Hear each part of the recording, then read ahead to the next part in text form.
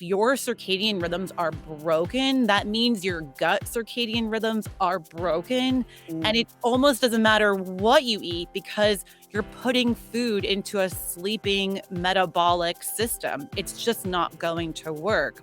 But if you can sync it all together, get your circadian rhythm set, wake up your metabolism. Now you eat at the time that your body has woken up, and then you put good, nutritious, real foods into that body at the time it can run, and then make sure it's getting proper fasting, proper resting, so that way your insulin responses can normalize. And that is just such a game changer. I never thought about it like that. It's not just what you're eating, it's when you're eating.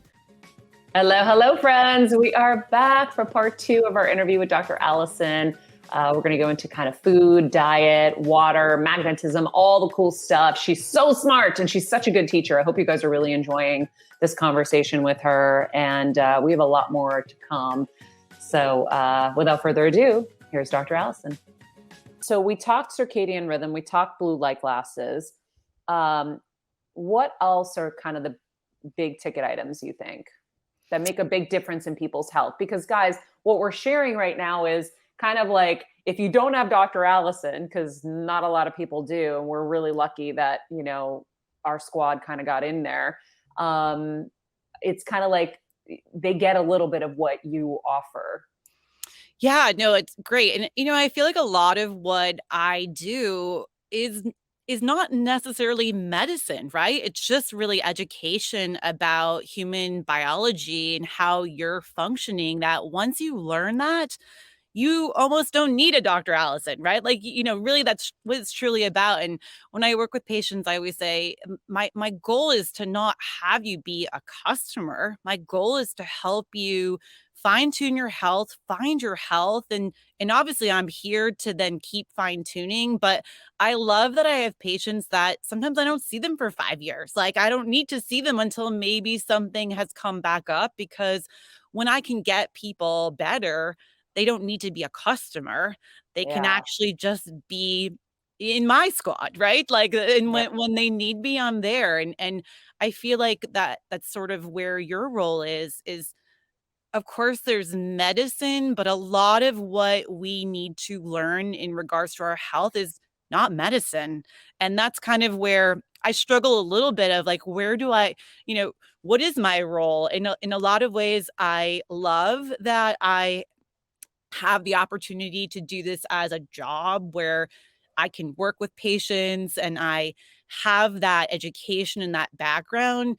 But the more and more I work with patients, I realize that a lot of what I'm helping them to achieve is is not really medicine. It's just really learning about their human health. So another thing I would say is so important is to think about food and our diet more at a deeper level, where it's not so much the priority of the food that's important, but it's actually secondary to when you're eating the food and how you're eating the food. So I do think that nutrition is evolving a bit, and we're definitely as a culture understanding more and more about our food and how we eat healthier foods and real foods and not processed foods.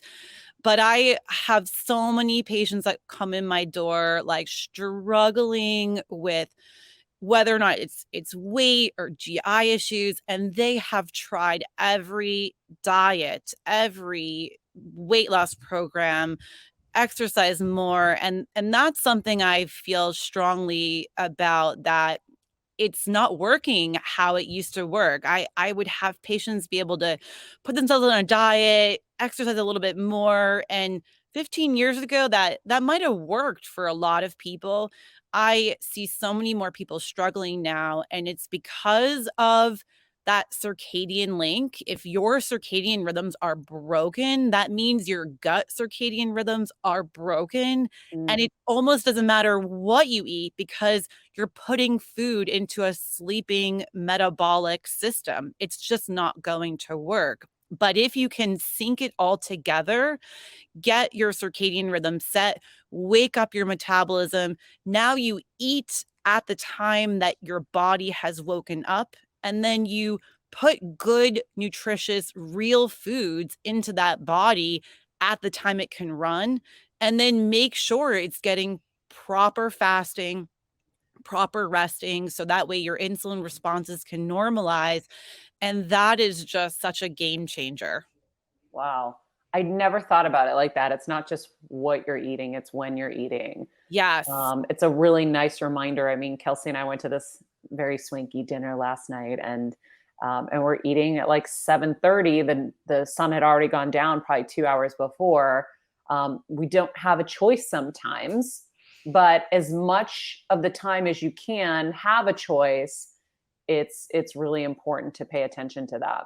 Yeah, that's how I think about it too. I mean, I will certainly make a choice to go to a dinner party or have a meal with friends late at night, because I think the value of community and fun and that social context outweighs a bit of the eating late at night.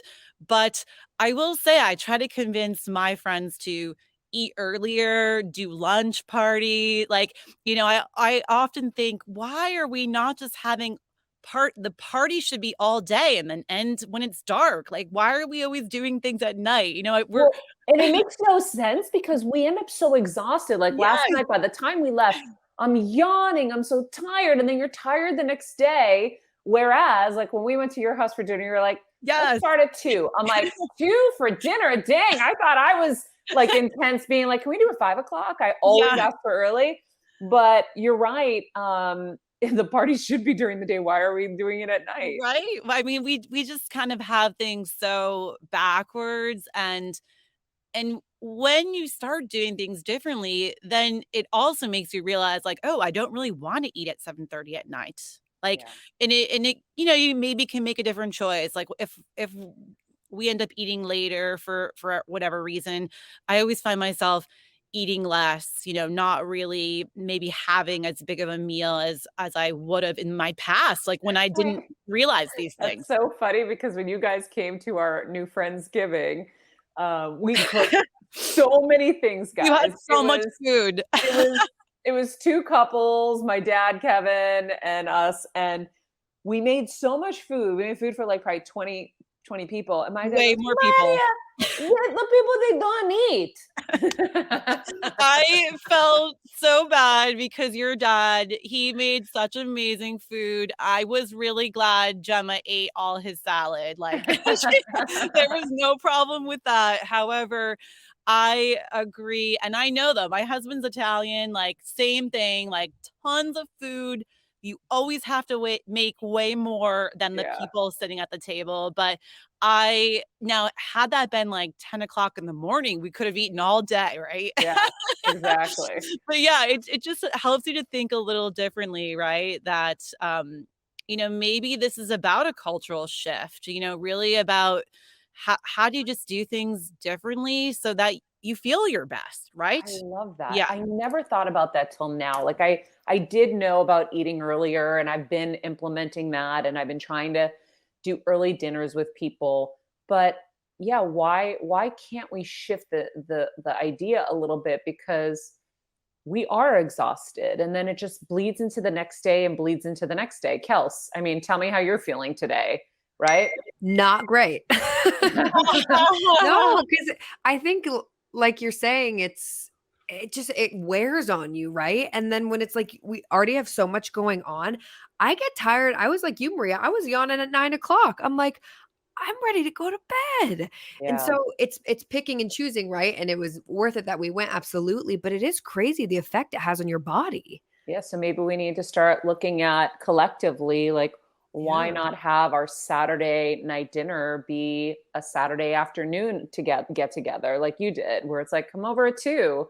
And by the way, I was yawning and exhausted by like 8 o'clock. I'm like, I can't keep my eyes open. But that's because the circadian rhythm is set and it's like, I need to go to sleep Yeah, and and, like, you you guys kept go to sleep the early. Yep, you didn't have, like, the blue light exposure. I mean, everything like, we had to eat at the right time, so your body Yeah. had digested. It's like, that's how we should feel, right? Yeah.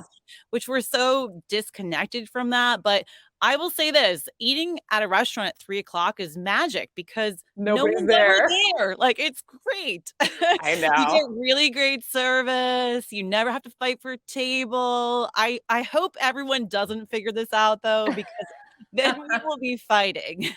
I know. Well, it's really amazing to see how much my body has changed, and even Kevin, before we met you, we did an interview, and her name was Lauren. She's from the Skinny Confidential podcast. She's like, you've got to take the TV out of the bedroom, and it was like World War III in the house that I was proposing this. Kevin was like, what? And now we have not watched television at night for, 6 months, Awesome. and we sleep so much better. And, I'm going to actually, I felt like the red glasses, my interpretation, because sometimes you learn things and then you're applying so many things, some things kind of fall to the wayside. So I thought the true. red glasses were more to prepare you to go to sleep, which in a sense it is. But I now realize they're my nighttime blue blockers. It's a Yeah, different connection. they're to preserve your melatonin activation. So it's Mhm. really about that melanopsin receptor tuning to that blue light that if you can prevent it from experiencing that, it will just do what it should be doing. Yeah. Kels, I want to hear from you again. Not that this is a not that this is a prove to everybody why Dr. Allison is amazing, but we know she is. I just want you to give me a little comparison of your health journey up till now and then what you've learned from Dr. Allison. Because I know for some people, like hearing all this stuff, it's a lot and it's massive lifestyle changes in a sense, even though it's not, it seems like that in the beginning. I remember being on my knees in your office, devastated, thinking, how am I going to get healthy? And I had been dealt a little, situation last summer, and I'm like, I need help. And I remember you saying, I think, this is like a 2-year journey. And I was like, holy shit, I don't have 2 years and I can't focus on this. And then you're giving me a small list of things to do, but the circadian rhythm was so much to take in. And all the blue light glasses, and it was like a lot. But the results have been rapid and and magnificent. And I know in the new year we're going to be able to share some really groundbreaking stuff that's going to be incredible. So Kelsey, I want to hear from you because I was raving and raving and raving, and you almost didn't get in the door. Like Dr. Allison can't fit anybody else in, Yeah. and you got in.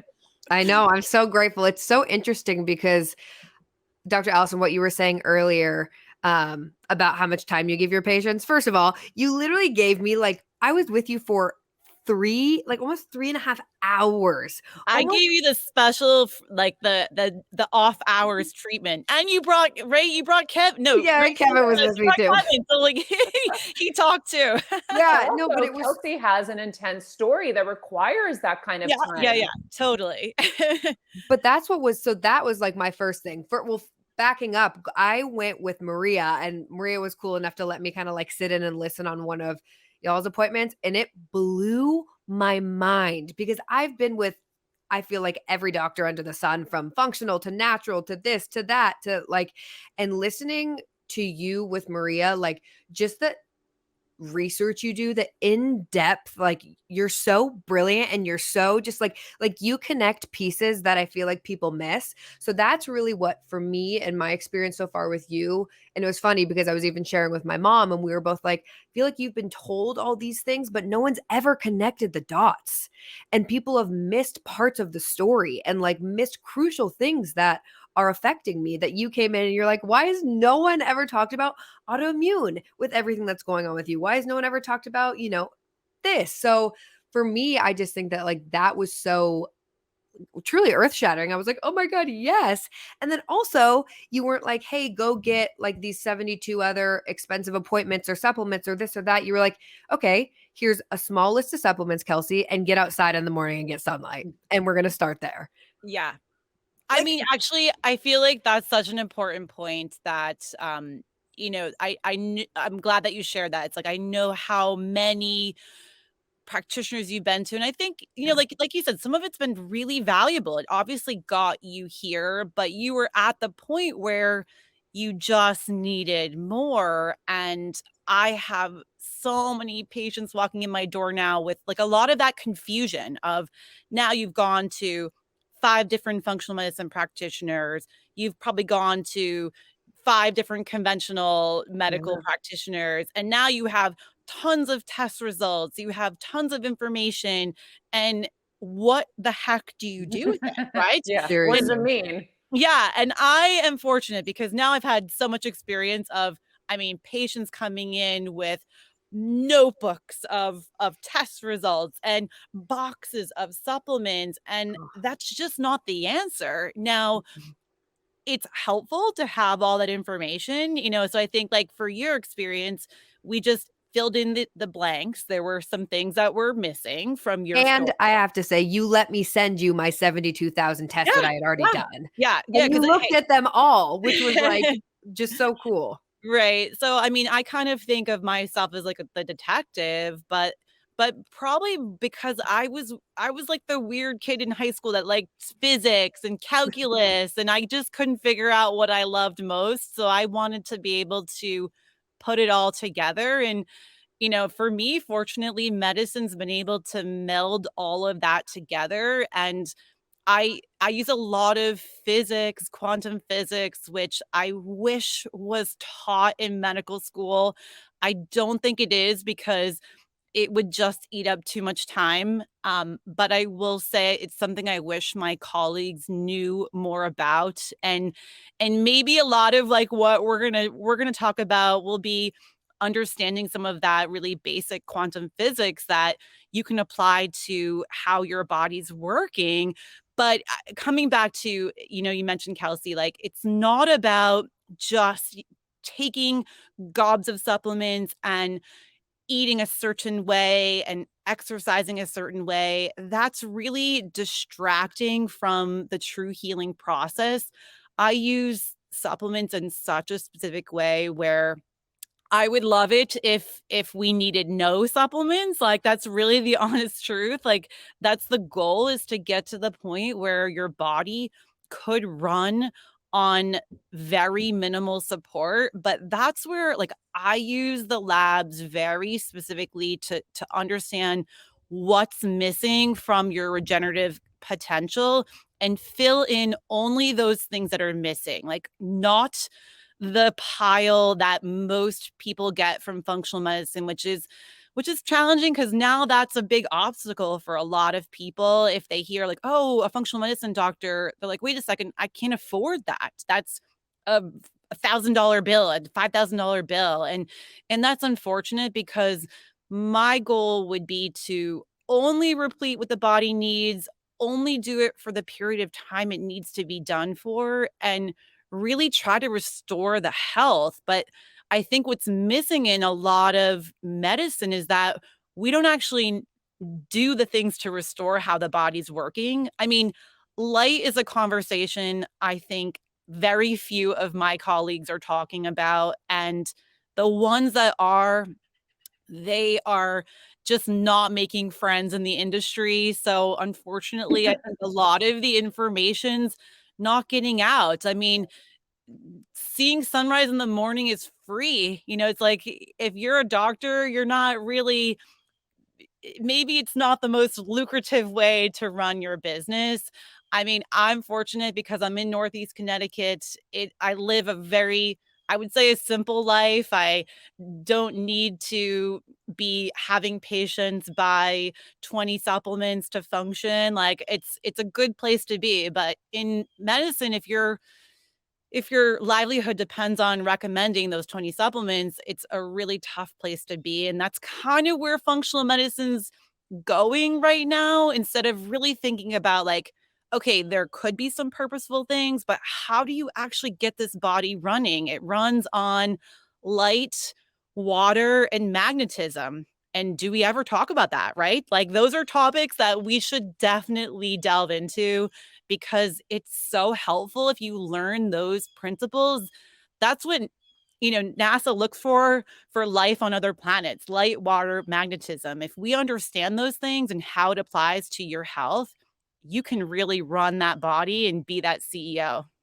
So we got light, we didn't do water, and we didn't do I magnetism. know, which are So so important. Yeah, so I mean, light is such an important part of the story. And if we really prioritize, they all have their unique spots and roles in our health. So I'm really glad. Like I think it's something that's so missing is that we're not really thinking about our body is tuning to the light that we're experiencing. So every moment of every day, trying to consider that and adjust what you're doing to get the best light environment possible is just so critical. So, do your best there. Water's an amazing topic, and water is something that we think exist as water in the glass, that we're drinking, but the water within our body is completely different. I would absolutely recommend a separate, like, really full water discussion. we will. Only because the more you learn about water, you will have your mind blown about water.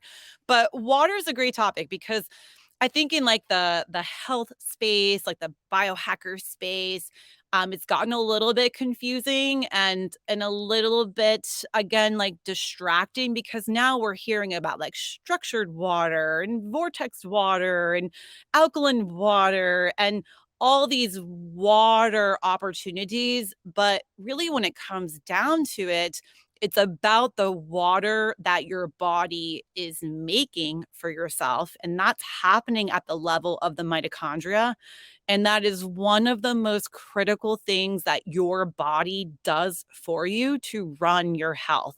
So the water that your mitochondria make does determine the health or disease of your entire being.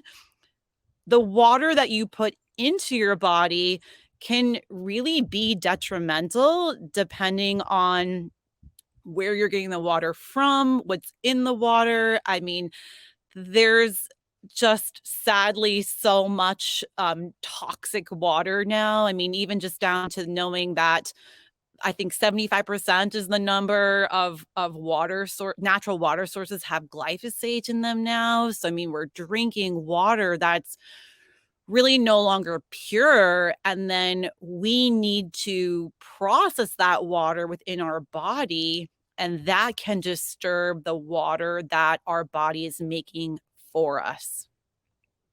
What is glyphosate?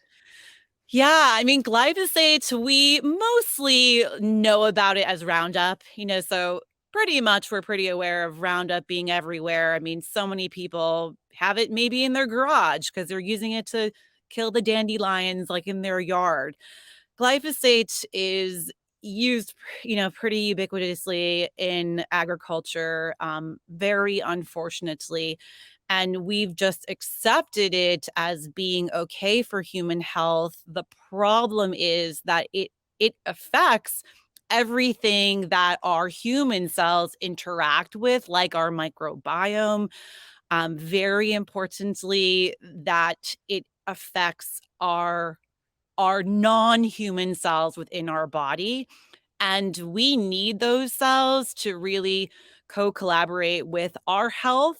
So when that's affected, that will absolutely affect the functioning of our health. And that's a really great topic. I love glyphosate and how it affects the human body and talking about that because we don't realize that our conventional food system is just filled with glyphosate. So if you're not really thinking about where your food came from, how it was processed, it probably has glyphosate. And then when you eat that, it actually destroys your microbiome, and your microbiome makes things for you to function. One of the most important things it makes for you are some of your essential amino acids, which then are the building blocks for all of your neurotransmitters.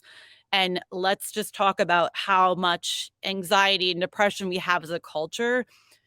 There's no doubt some linkage back there to things like glyphosate. So, if we're buying organic vegetables and fruit, are we safe from the glyphosate? Technically not. Yes. So, because it's everywhere, Well, where that's it's not organic. Roundup isn't organic. So this is the truth though. It's like it's in the water. It's in the water droplets in the air. So, we are it's a tricky thing. It's definitely not my expertise to know every detail, but I know enough about glyphosate to be helpful to my patients. And like, for example, we know in California where there are tons of organic farms, there's a lot of water filled with glyphosate. There's a lot of rainwater filled with glyphosate. So you might be an organic farmer, but what's in your water? What's in the rain? Because what if there's a non-organic farm down the street? Wow. Yes. So we're all fucked. Excuse my No, language. yeah. I mean, listen, I listened to an interview with Dr. Zach Bush, who was on the show as well. And he talked about how the rain and the water and the light, the air, everything is contaminated, which was very depressing. So what do people have to avoid and how do you get around it? Yes, I try not to be all like doom and gloom thinking about it because sometimes those are really heavy topics. Like when Yeah. you really sit down and think about it, you think that like we are doomed. Yep.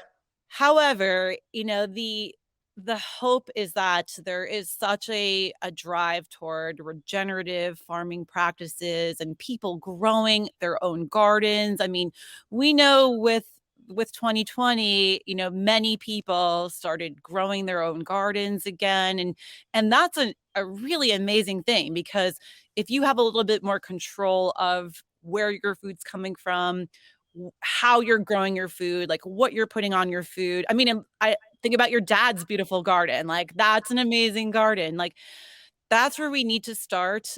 We have to think about the fact that it's just not going to be perfect and that if our immune system is working really well, if our diversity of our microbiome is really robust, really we have to consider that we can get by with some of these exposures and it won't crush our health. That's where we have to be hopeful that it's not all doom and gloom and that Yeah. we're going to clean up this food so that way it's just not all filled with glyphosate.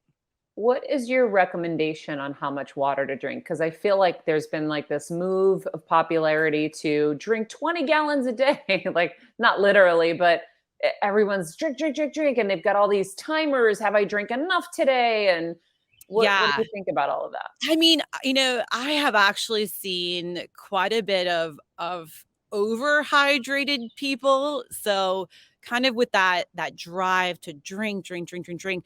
I've had patients come in, I'm like, you are just overhydrated to the point where it's actually affecting you in a negative way. So that's important that you don't actually want to overdrink water. The other thing to consider though is that if you are in a health compromise, if you are in a disease state, it's likely that your mitochondria won't be making enough water for you. And that's a really interesting story. It's kind of a unique one where some of the probably the best research is coming out of Russia, where they kind of learned about the different hydrogen isotopes that are within water that are different within the human biology that really do affect the water production within the body. So, in the perfect state, you would be able to drink really to thirst, and your mitochondria would make enough water for you as long as you were fueling your body with adequate electrons from fat.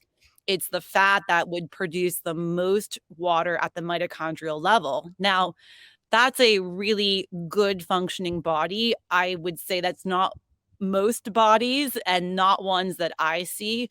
So then we have to think about, how do we get pure water sources, ideally those that come from more northern latitudes.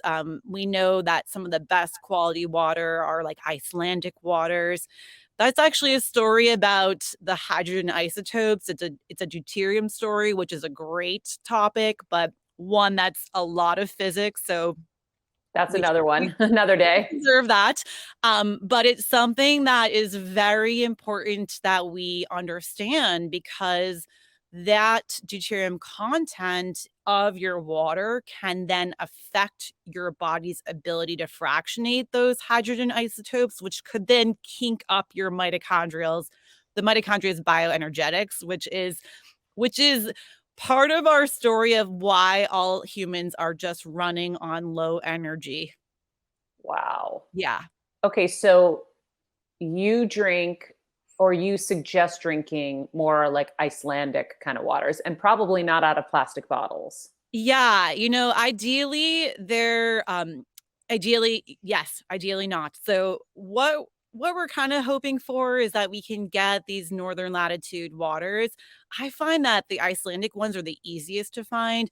I am sure there are great sources out of Canada, but they don't really seem to be imported to the US. I find the Icelandic pretty easy to find. Um, the other option would be just to, if you have a well, you like test your well water, and then if you want to, do a little bit of filtration. I filter mine because it has a glyphosate filter on there too, just to make sure that there isn't any of that in the water. But that's definitely something to consider. Spring water is considered better, but now again, we don't really know if the glyphosate level hasn't been tested. It's kind of a cool experiment. You can send your water to like a water testing facility. They can tell you what the level is. Yeah, I Yeah. just did it upon your recommendation, but does it tell you if it has glyphosate? I don't You remember looking for Yeah, that. you actually have to they can do it, but you have to ask for it specifically. Oh, so I'm gonna have to Yeah. have them come back and check. Yeah, I know. My One more dad's thing. garden can't beat No, glyphosate no, no, water. no, right? And what about the magnetism? Give us like the brief kind of overview of that.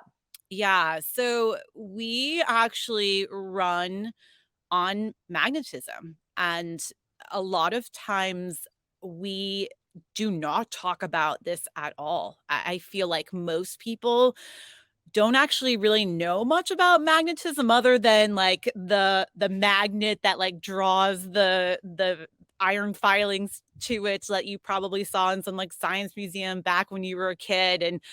And the important thing about magnetic fields is that our so I mentioned the mitochondria, but our mitochondria actually have little nanomotors within them called the ATPase that create magnetic fields.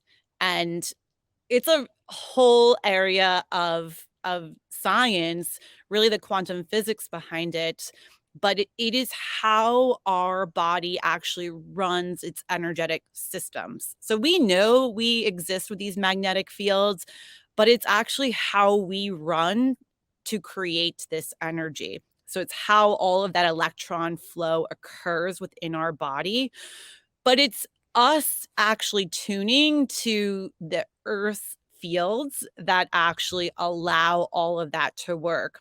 So it's a really deep conversation about how our body runs on magnetism, but how we tune to both the electric and magnetic fields of the earth. Especially when we talk about magnetism, though, it's at night. So think about the electric field, the electro part of electromagnetism is the light part. The magnetic fields are actually what's called the Schumann resonance of the earth that we tune to at night, ideally while we're sleeping. But I don't know if you've talked about some of your grounding practices too, Mhm. with your show, but then some of that is to help us tune more closely to the Earth's magnetic field.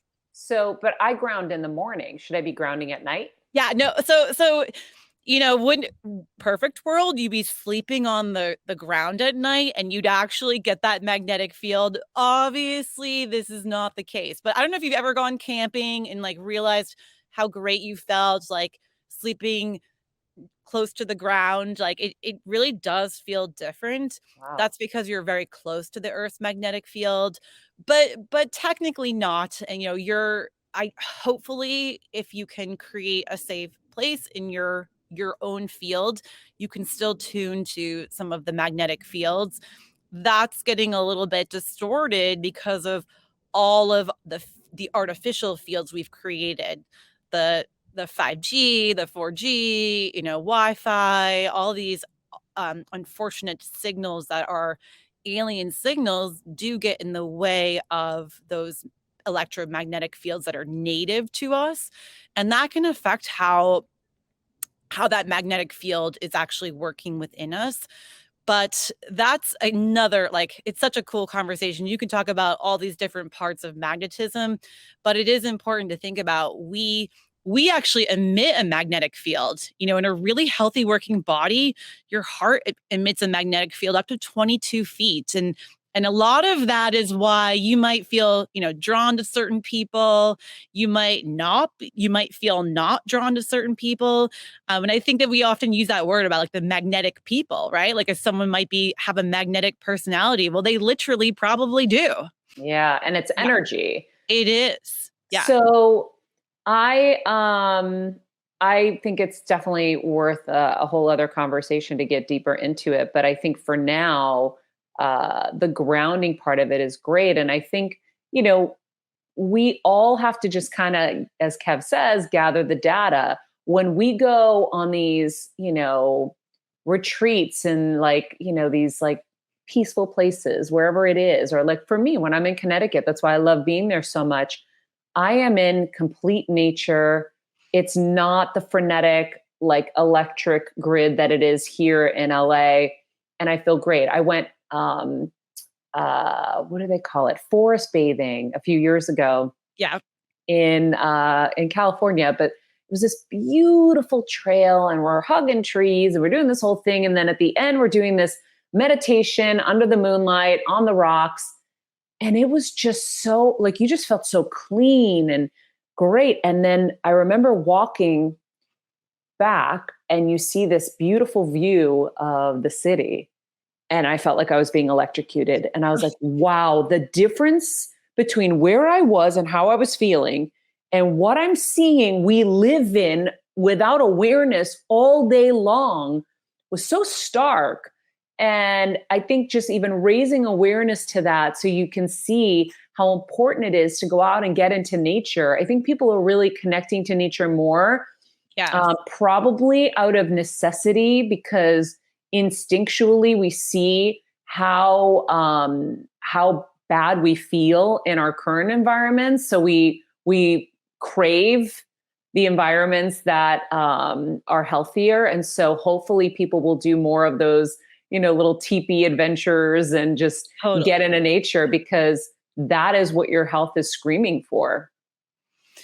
Yeah. I mean, there's the field theory, which really is that we tune to the environment that we're in and we adapt to it very quickly. So you can take yourself in California, but bring yourself to Connecticut and your body will want to immediately tune to that. So it's an amazing thing.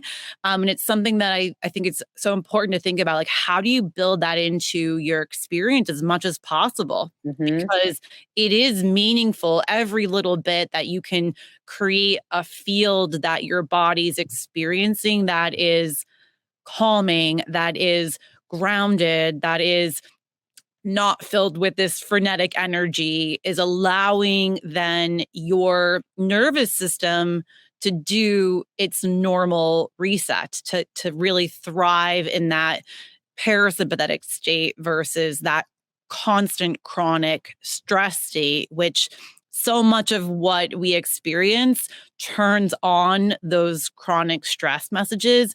And when that's the field that you're experiencing, it just stays in that mode and it's hard to get out of it. And I think that's what a lot of people are struggling with is knowing it doesn't feel right, but then not knowing how to fix it. I know. Well, I'll tell you, it just kind of hit me when I go to Connecticut. I feel so much peace. This last trip for Thanksgiving, I remember like not getting out of my PJs most days. I was just like working with my PJs. I wanted to sleep a lot. I was really tired. And I realize now when you talk about the field here is frenetic. So you stay frenetic. Yes. And then when you're not in it, your body's like, oh, thank God I can rest. I can heal. Yeah. Yeah. Yeah. I think that's what happened. And so, wow. I mean, listen, there's future episodes where we'll talk about all this stuff. And I want to talk about also where the most healing areas in our world are to live, because I know that our vortex in Connecticut is very healing. And I know LA is very unhealing. I know New York is very unhealing. And so you see very clearly people who move to these areas and get sick soon after.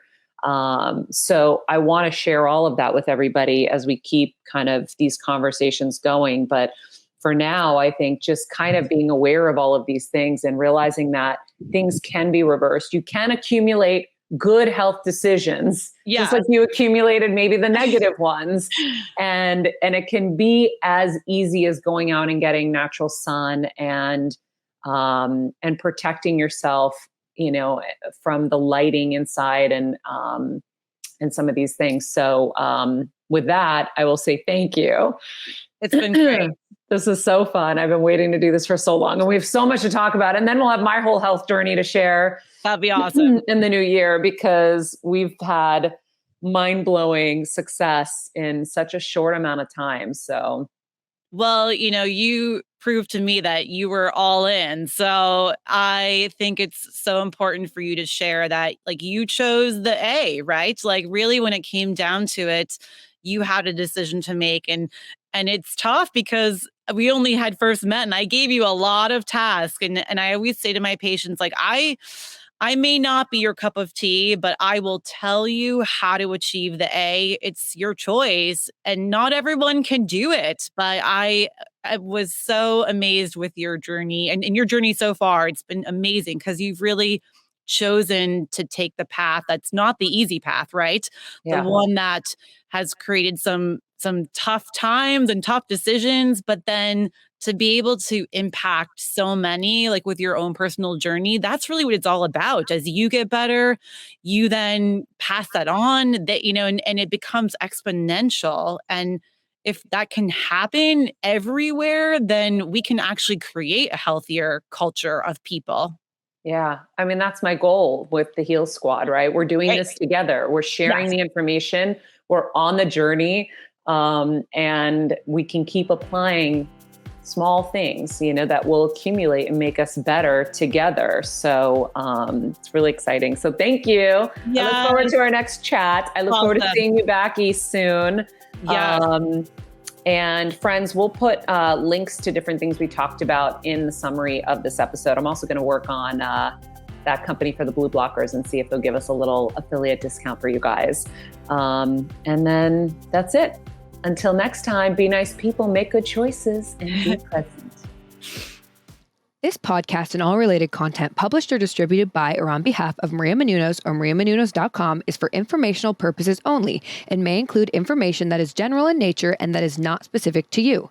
Any information or opinions expressed or contained herein are not intended to serve as or replace medical advice, nor to diagnose, prescribe, or treat any disease, condition, illness, or injury, and you should consult the healthcare professional of your choice regarding all matters concerning your health, including before beginning any exercise, weight loss, or healthcare program. If you have or suspect you may have a healthcare emergency, please contact a qualified healthcare professional for treatment. Any information or opinions provided by a guest expert or host featured within website or on company's podcast are their own, not those of Maria Menounos or the company. Accordingly, Maria Menounos and the company cannot be responsible for any results or consequences or actions you may take based on information or opinions.